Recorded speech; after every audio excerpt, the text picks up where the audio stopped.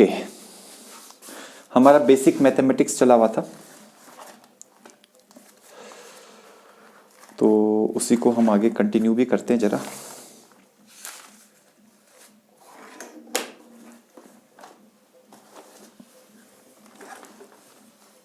Last class में हमने small angle approximations वगैरह की थी कि स्मॉल एंगल अप्रॉक्सीमेशंस क्या होती हैं, और कुछ क्वेश्चंस भी किए थे, है ना, उसके ऊपर बेस्ड क्वेश्चन भी किए थे हमने स्मॉल एंगल अप्रॉक्सीमेशन के ऊपर बेस्ड। आज हम थोड़ा सा ग्राफ्स के बारे में बात करते हैं, ठीक है। फिजिक्स में कौन कौन से ग्राफ्स ऐसे हैं जो यूज होते हैं अगेन एंड अगेन, बार बार कौन से यूज होते हैं ग्राफ्स, ओके। सो write down graphs.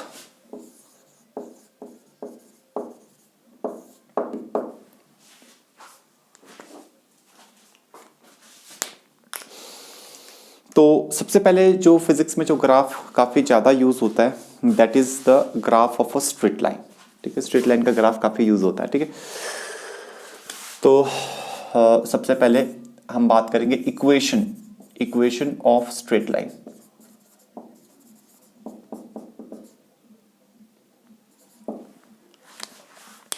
Straight line की जो जनरल इक्वेशन है, ठीक है, that equation is this, y is equal to mx plus c, where m is called as the slope of line, and c is called as the intercept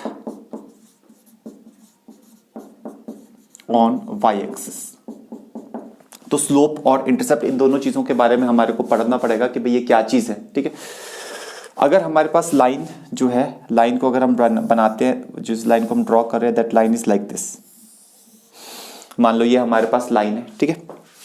तो ये y axis के ऊपर ये y है, ये x है, तो y axis के ऊपर ये जो लेंथ कट कर रही है this is called as the intercept on y axis. ये जो है ये लेंथ c के बराबर है, ये c। अच्छा, स्लोप क्या होता है? अगर ये एंगल थीटा है, if this angle is theta, ठीक है, तो इस एंगल को कहते हैं स्लोप एंगल। तो जो स्लोप होता है that is equal to m से रिप्रेजेंट करते हैं, यहां पे किया हुआ है हमने m से represent, that is defined as the tangent of this angle theta, tan theta. तो स्ट्रेट लाइन का जो ग्राफ हमारे पास होता है दैट इज लाइक दिस, ठीक है। स्ट्रेट लाइन का जो ग्राफ हमारे पास होता है that graph is somewhat like this, इस टाइप से होता है। ये इंटरसेप्ट ऑन y एक्सिस होता है और यहाँ पे ये एंगल थीटा होता है, थीटा का, और इसका जो tan होता है, इस एंगल थीटा का जो टेंजेंट होता है that tan theta is what, that tan theta is equal to slope, ठीक है। बेसिकली ये चीज होती है। अब जो है हमारे पास यहाँ पर कई सारी चीजें हम इसमें अंडरस्टैंड कर सकते हैं और भी कई चीजें इसमें स्टडी कर सकते हैं कि जैसे ये लाइन है, इस लाइन में हमारे पास इस तरीके से लाइन हो सकती है, ये एक्यूट एंगल बना रही हो, छोटा एंगल बना रही हो एक्स एक्सिस के साथ, ये एक पॉसिबिलिटी है। इस तरीके से भी लाइन हो सकती है, ये ऑब्ट्यूस एंगल बना रही हो, ये दूसरी पॉसिबिलिटी है।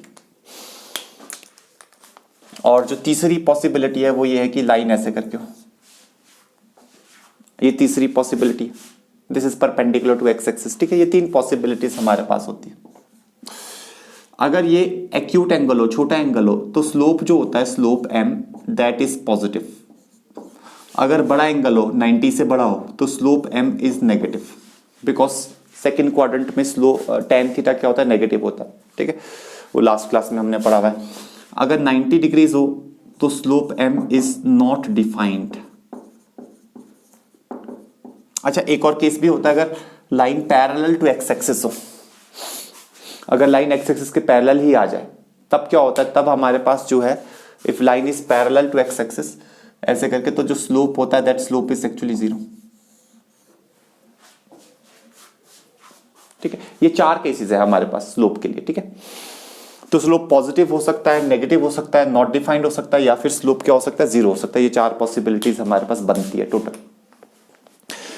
अच्छा, अब जो है यहां पर हमारे पास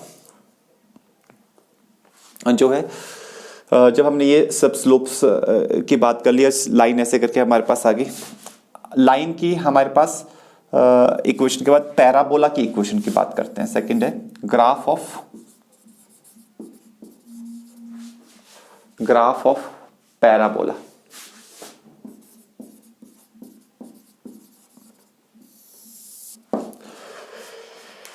पैराबोला को जो ग्राफ है इसकी भी जरूरत पड़ती है हमारे को काफी हद तक। ठीक है, 4 टाइप के ग्राफ्स होते हैं, ये पैराबोला के ग्राफ 4 टाइप के होते हैं। ठीक है, सबसे पहले तो हमारे पास राइट हैंडेड पैराबोला,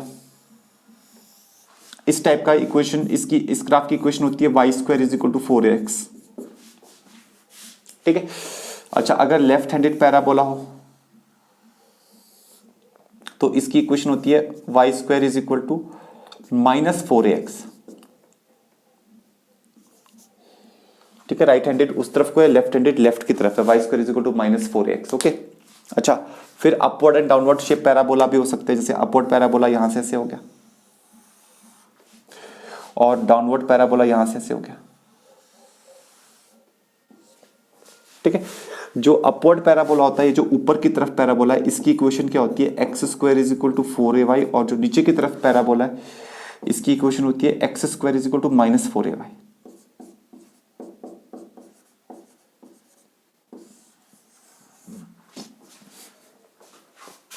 तो ये 4 टाइप के पैराबोलास हमारे पास है, right handed, left handed, upward and downward shape parabola. ठीक है, 4 टाइप के पैराबोलास हमारे पास है।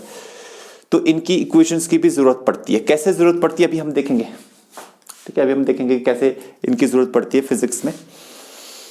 तो ये हमारे पास ये ग्राफ हो गया। अच्छा, इसके अलावा हमारे पास ट्रिग्नोमेट्री के ग्राफ्स की जरूरत पड़ जाती है। ठीक है, तो लिखिए पॉइंट नंबर 3 लिखिए, ग्राफ्स ऑफ ट्रिग्नोमेट्रिक फंक्शंस।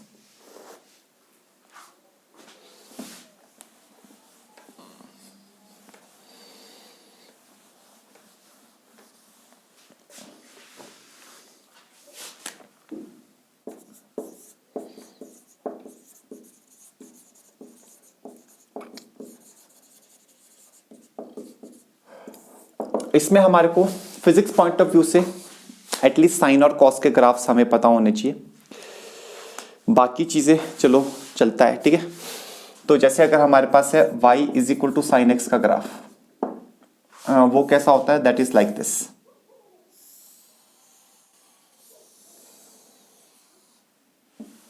ऐसे करके होता है, यहाँ पे y होता है, यहाँ पे x होता है।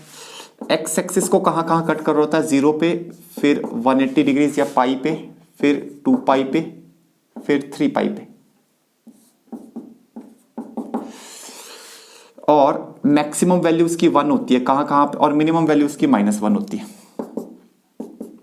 तो π/2 पे 90 डिग्रीज पे इसकी मैक्सिमम वैल्यू 1 आती है, मिनिमम वैल्यू इसकी आती है 3 π/2 पे, वो -1 आती है। फिर यहां पे आ जाएगा 5 π/2,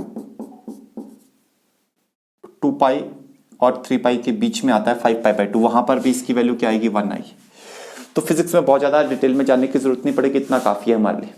ट्रिग्नोमेट्री के जो ग्राफ्स वो इतना काफी है। ठीक है, अच्छा उसके बाद हमारे पास जो है after the graphs of trigonometry, then we can sine, after the graph of sine we can draw the graph of cos। cos x का ग्राफ भी कुछ हद तक sin x के ग्राफ के जैसा होता है।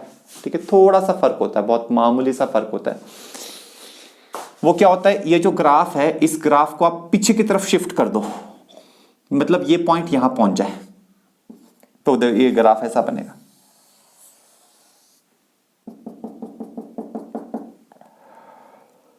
इसकी भी मैक्सिमम वैल्यू 1 और इसकी भी मिनिमम वैल्यू -1।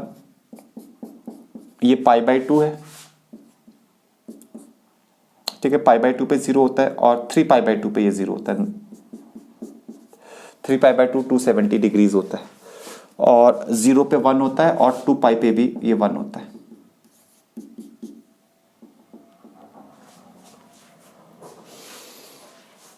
जीरो पे 1 होता है और 2 पाई पे भी ये क्या होता है, 1 होता है। ठीक है, तो ये हमारे पास है, this is the graph of cos x। ये cos x का ग्राफ है, ये sin x का ग्राफ है।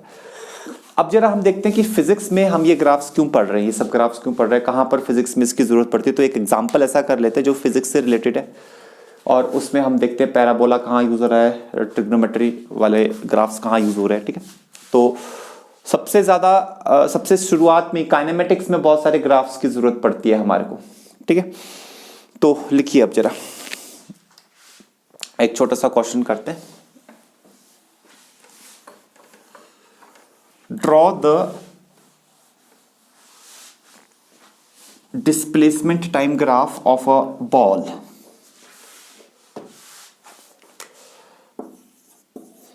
Draw the displacement time graph of a ball which is thrown up with a velocity of 20 meter per second, which is thrown up with a velocity of 20 metre पर second. जैसे ground है, ground से ऊपर की तरफ 20 metre पर second की velocity से किसी बॉल को हमने थ्रो किया, which is thrown up with a velocity of 20 meter per second and g is equal to 10 meter per second square.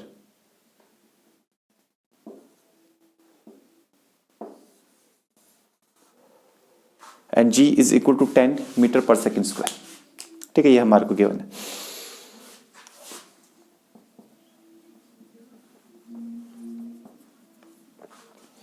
तो यहां से ये ऊपर चलने लगा, ये ऊपर चढ़ेगा, ऊपर चढ़ेगा, ऊपर चढ़ेगा, तो यहां पर क्या होगा, एक्सेलरेशन ड्यू टू ग्रेविटी तो नीचे की तरफ लगा हुआ है, एक्सेलरेशन ड्यू टू ग्रेविटी नीचे की तरफ है, ये ऊपर की तरफ जा रहा है, तो क्या होगा, रिटार्डेशन होगा। धीरे धीरे इसकी वेलोसिटी कम होती जाएगी, धीरे धीरे इसकी वेलोसिटी कम होती जाएगी, और जब ये यहां पे पहुंचेगा तो रुकेगा ये, उस समय इसकी वेलोसिटी हाईएस्ट पोजीशन पे वेलोसिटी 0 होती है, ठीक है। अच्छा, हमें क्या बताना है, हमें बताना है displacement time curve. We have to draw the displacement time curve. तो यहां पर है डिस्प्लेसमेंट और यहां पर है time,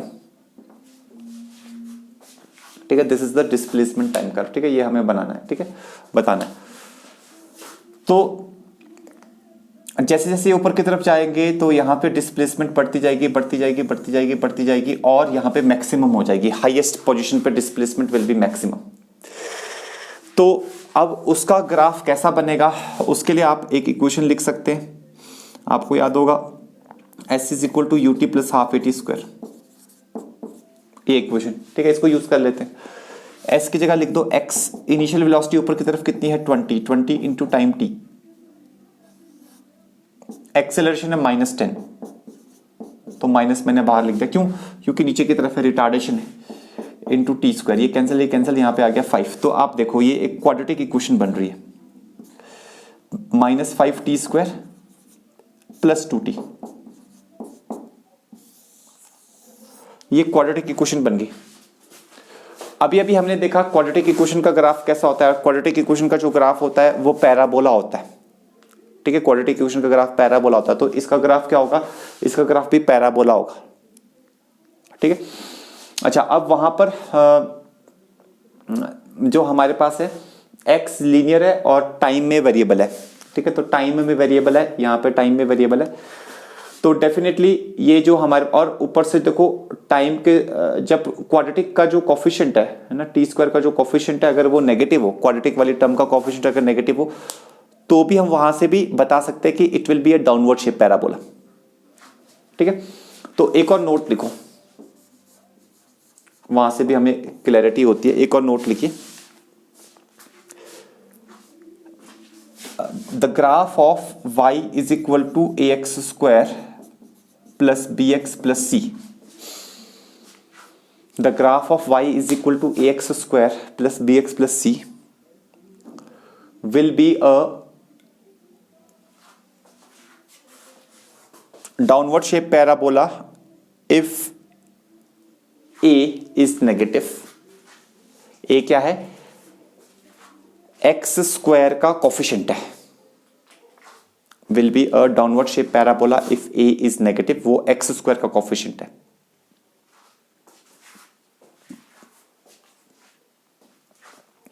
and it will be a upward shape parabola if a is positive। ना, लिखते साथ के साथ नोट्स भी बनाते रहना ना। It will be upward shape parabola if A is positive. It will be a upward shape parabola if a is positive। a is what? a is the coefficient of x square, x square का coefficient है। तो यहां पे दो possibilities है, ठीक है। अब यहां पर ये क्वाड्रेटिक इक्वेशन है, यहां पे टाइम का हम देखेंगे कोएफिशिएंट। टाइम का कोएफिशिएंट क्या है? -5। तो ये कैसा होगा? Downward shape parabola. So it should be like this. अच्छा, लेकिन डिस्प्लेसमेंट तो बढ़ती जा रही है, टाइम भी बढ़ता जा रहा है, ठीक है। तो कितने टाइम पे ये ऊपर पहुंचेगा अगर वो निकालना है, तो v is equal to u plus a t. इसको अप्लाई करके देखो। v क्या है? हाईएस्ट पोजीशन पे 0। u क्या है? 20 ऊपर की तरफ। एक्सेलरेशन क्या है? -10 नीचे की तरफ, क्योंकि ये नीचे की तरफ है, और टाइम है t। तो ये आ जाएगा 10t इज इक्वल टू 20। 0 से 0 कैंसिल, तो t इज इक्वल टू आ गया 2। 2 सेकेंड लगेंगे, मतलब 2 सेकेंड लगेंगे। तो मान लो t इज इक्वल टू 2 यहां है।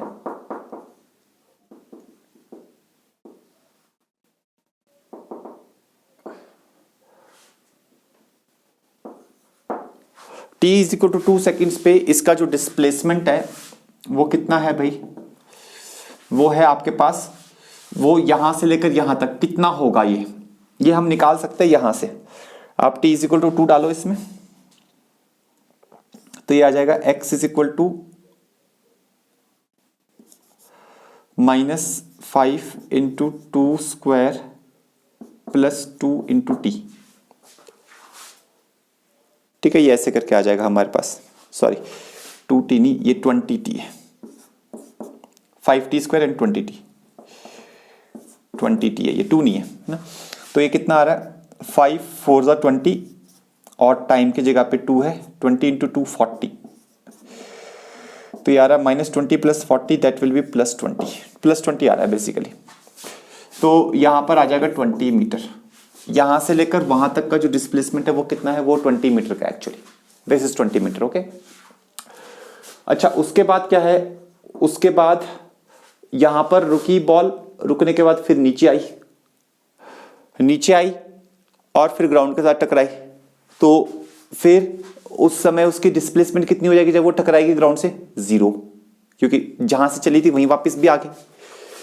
उसका ग्राफ कैसे बनता है? उसका ग्राफ ऐसे बनता है, यहां से आगे गई और यहां पे जाकर के जब बॉल यहां से यहां टकराएगी तो ग्राफ यहां से यहां ऐसे जाएगा।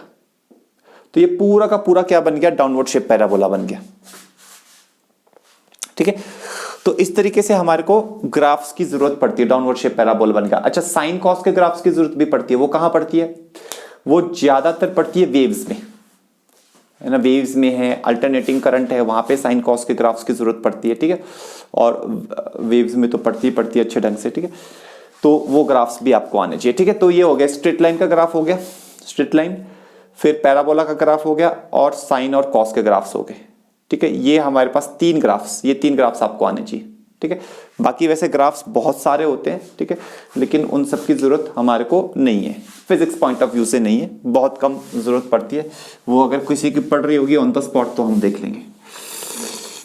ओके, नाउ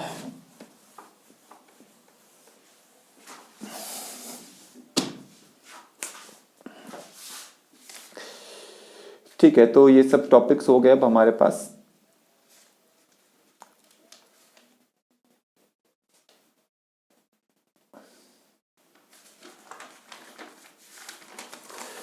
ठीक है, अब हम अपने बेसिक मैथमेटिक्स में आ जाते हैं। फिजिक्स पॉइंट ऑफ व्यू से देखेंगे कि डिफरेंशिएशन इंटीग्रेशन है ना, उसको देखते हैं। वो वहां पे हमारे को क्या क्या की जरूरत पड़ती है, ठीक है। So next topic is our differentiation.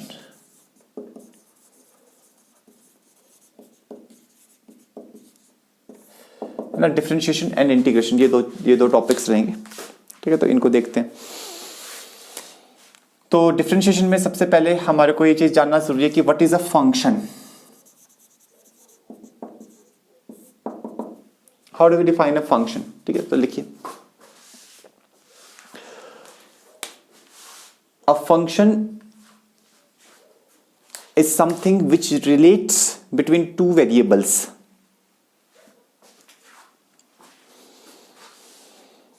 A function is something which relates between two variables.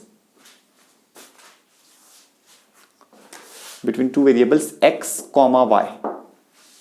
There are two variables x comma y. So there is a function. Function is something which relates between two variables x comma y. x जो है, x को हम कहते हैं independent variable और y को हम कहते हैं डिपेंडेंट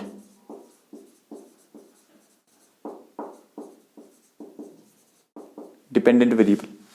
ठीक है, तो फंक्शन क्या होता है? फंक्शन वो है जो दो वेरिएबल्स, एक इंडिपेंडेंट है और एक डिपेंडेंट वेरिएबल है, इन दोनों के बीच में एक लिंक है। फॉर एग्जांपल, जैसे मान लो हमारे पास है y is equal to 2x square plus 7। अच्छा, इसको ऐसे भी लिख सकते हैं, y is equal to f x is equal to 2x square plus 7। यहां पे जो x है, x की वैल्यू हम अपनी मर्जी से कुछ भी डाल सकते हैं। मान लो हमने x की वैल्यू 1 डाली तो y की वैल्यू कुछ आएगी, 2 डाली तो y की वैल्यू कुछ आएगी। x की वैल्यू जैसे जैसे हम डालते जाएंगे, कुछ ना कुछ डालते जाएंगे, वैसे वैसे y की डिफरेंट वैल्यूज आती जाएंगी। ठीक है, तो ये जो x होता है इसको हम बोलते हैं इंडिपेंडेंट वेरिएबल। इंडिपेंडेंट वेरिएबल बोलते हैं क्योंकि हम इसको अपनी मर्जी से इसकी वैल्यू यहां पे हम वैल्यू डाल सकते हैं। ठीक है, और हमारे इसके डालने के बाद फिर y की वैल्यू आती है, फिर y की वैल्यू आती है, तो y depends on x। For example, अगर हम x की जगह 1 डालें तो f ऑफ 1, तो y1 वैल्यू आएगी f of 1, that will be 2 into 1 square plus 7, that will be 9। तो जब हमने x को 1 रखा तो y की वैल्यू क्या आ रही है? 9 आ रही है। अच्छा, जब हमने x को मान लो 2 रखा, x को 2 रखा तो उसको हम सिंबलाइज y2 से कर देते हैं। तो x की जगह 2 डालेंगे तो 2 इंटू 2 स्क्वायर प्लस 7, तो 2 2 4, 4 2 8, 8 प्लस 7, तो ये कितना आ रहा है? ये आ रहा है 15। तो जब हमने x की वैल्यू को 2 रखा तो हमारी y की वैल्यू कितनी आ रही है? वो आ रही है 15। ठीक है, इसी तरीके से कुछ ना कुछ हम यहाँ पे डाल सकते हैं। तो जैसे मान लो हमने आपसे पूछ लिया कि find out the value of, कोई एग्जांपल लेते हैं, ये फंक्शन यही है, या चलो फंक्शन भी बदल देते हैं। मान लो y इज इक्वल टू हमारे पास है x square plus 2x plus 3, ये हमारे पास है, यही fx भी है। हमसे पूछा गया है इवेल्युएट f ऑफ 1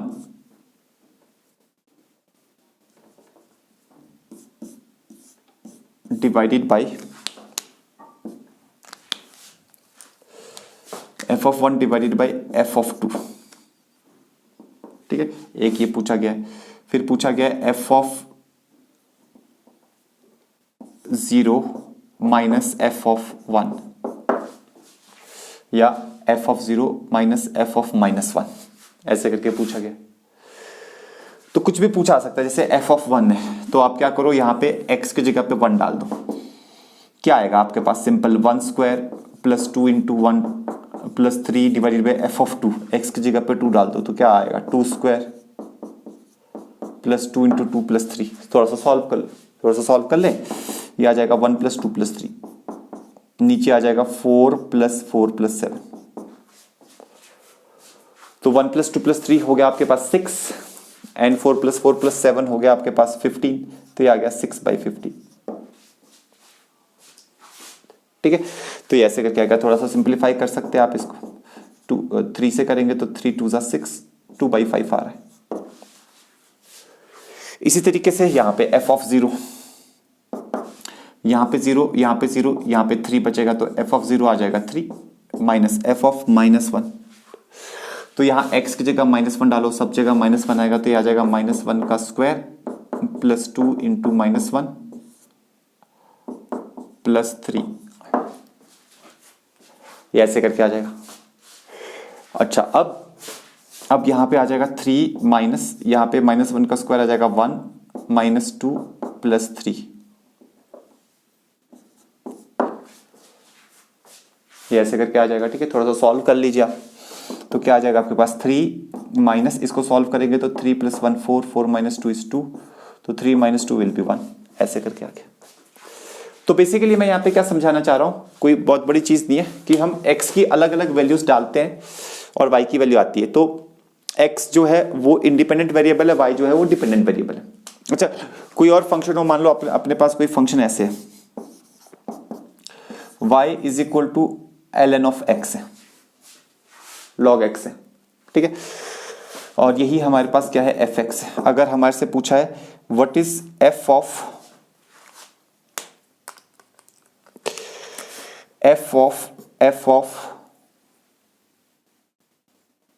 अच्छा बेस ले लेते हैं यहाँ पे 2, बेस भी बदल लेते हैं, f ऑफ 4,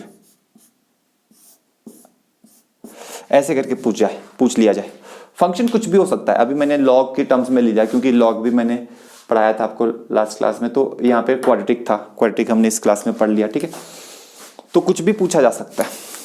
f ऑफ 4 क्या मतलब है इसका?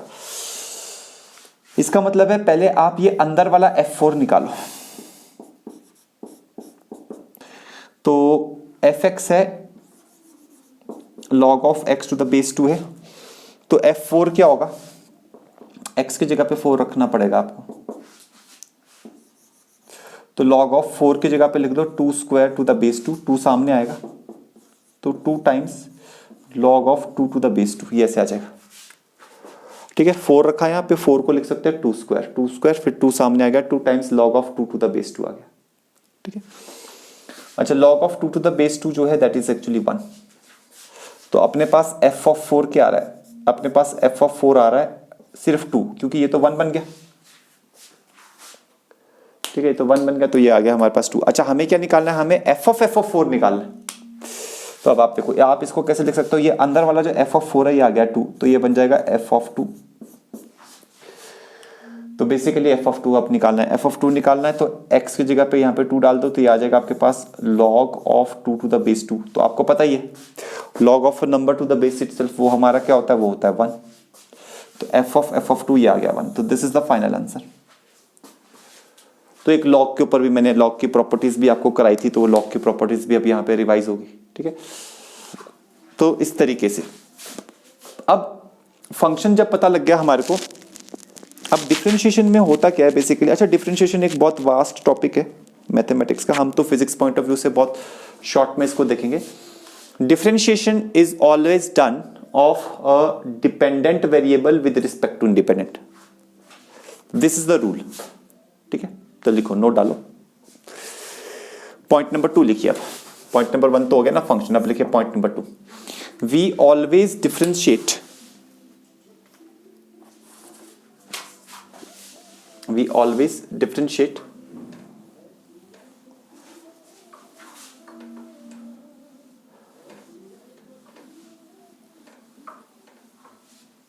dependent variable with respect to independent।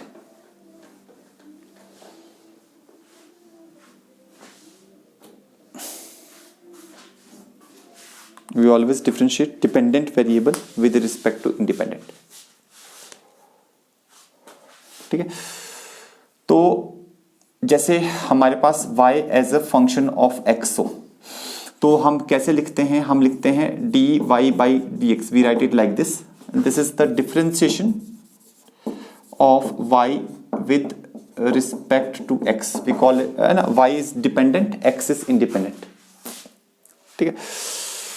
अच्छा, अगर कभी हमारे पास ऐसे हो r as a function of theta, theta हो जाएगा इंडिपेंडेंट, आर हो जाएगा डिपेंडेंट, तब हम क्या लिखेंगे, तब हम लिखेंगे dr/d थीटा। इसको क्या बोलेंगे, इसको बोलेंगे differentiation of r with respect to theta. तो क्यों यहाँ पे हम हमेशा डिफरेंशिएशन क्या करते हैं, differentiation of a dependent variable with respect to independent करते हैं। तभी मैंने आपको पहले फंक्शन में डिपेंडेंट इंडिपेंडेंट वेरिएबल के बारे में थोड़ा समझा दिया, ठीक है। तो differentiation of dependent variable that is r with respect to independent variable that is theta, differentiation of r with respect to theta, ये हम करते हैं हमेशा, ठीक है। So that is what we do now अब यहां पर हमारे पास कुछ फॉर्मूलेज हैं। अच्छा, मैथ्स में तो देखो बहुत सारे फॉर्मूलेज होते हैं, डिफरेंशिएशन में 25-30 फॉर्मूलेज आ जाते हैं, ठीक है। बट फिजिक्स में we need to just 5-7 formulas हैं, वो हमें याद करने की जरूरत है, ठीक है, वहां से आएंगे, ठीक है। तो जैसे सबसे पहला है, आप लिखिए पॉइंट नंबर 3, लिखिए formulas of differentiation, formulas of differentiation.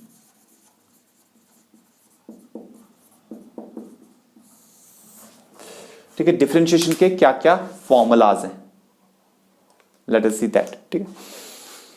तो फॉर्मूलाज ऑफ डिफरेंशिएशन देख लेते हैं। फॉर्मूलाज ऑफ डिफरेंशिएशन में सबसे पहला जो फॉर्मूला है वो है d/dx ऑफ x की पावर n। फर्स्ट फॉर्मूला ये पावर वाला फॉर्मूला, ठीक है, वेरी सिंपल इट इज। यही ज्यादातर फिजिक्स में यूज होता है, n(x की पावर n-1)। फिर हमारे पास है, फटाफट से नोट कर लेते हैं, सिंपल सिंपल फॉर्मूला है, sin x का differentiation, that is our cos x। अच्छा, अगर कभी मान लो cos थीटा हो तो यहां पे d/d थीटा लिखेंगे, ये ध्यान में रखना। देखो यहां पे sin x था तो with respect to x differentiate किया, यहां पे थीटा था तो with respect to theta differentiate किया, ठीक है। वैसे तो एक रूल होता है चेन रूल, वो भी पढ़ेंगे। तो अगर यहाँ पे वेरिएबल कुछ और हो तो हम उसके बारे में भी कर सकते हैं, वो भी हम स्टडी कर सकते हैं, देयर इज नो डाउट। लेकिन फिलहाल यहाँ पे डी थीटा बाई डी, तो कॉस एक्स का होता है minus sine x. Fourth number पे हमारे पास है d/d थीटा ऑफ साइन हो गया, कॉस हो गया, x की पावर n हो गया। अच्छा, अब आप कर लो e की पावर x भी कर ही लो। e की पावर x ऐसा फंक्शन है जिसका डिफरेंशिएशन यह खुद ही होता है, ठीक है। तो d/dx और d/dx लिखना था, d/dx ऑफ e की पावर x, ये e की पावर x ही होता है। अच्छा, फिर फिफ्थ नंबर पे d/dx, तो चलो tan x भी लिख लेते हैं, tan x भी चलो याद कर लो, वैसे इसकी भी ज्यादा जरूरत नहीं पड़ती फिजिक्स में, लेकिन चलो लिख लेते हैं। ये आ जाएगा आपके पास सीकेंट स्क्वायर x, ठीक है, सीकेंट स्क्वायर x। इसको तो खैर हम निकाल के भी देख लेंगे।